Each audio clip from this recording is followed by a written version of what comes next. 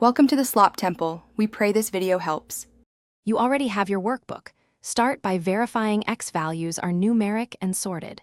Select the X and Y columns including headers, then insert a scatter chart to preserve point placement.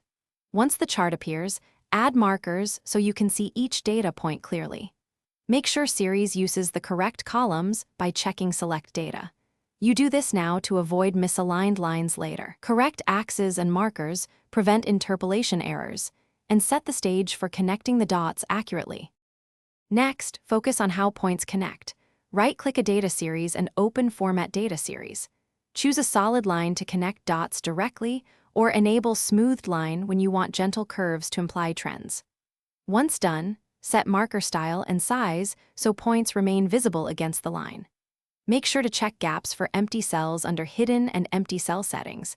Select Connect Data Points with Line if you want lines across blanks. These choices control both appearance and the chart's interpretation of missing values. Finish by adjusting axis scales so connected lines reflect true spacing. Edit horizontal axis bounds and units as needed. Add a trend line or error bars if you need statistical context. Once done, inspect each series type. A series set to column or bubble won't show connecting lines, so switch to scatter or line if necessary.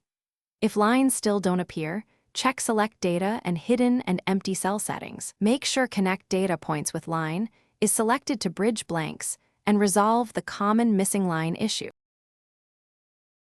Thanks for watching. Consider subscribing if we helped you.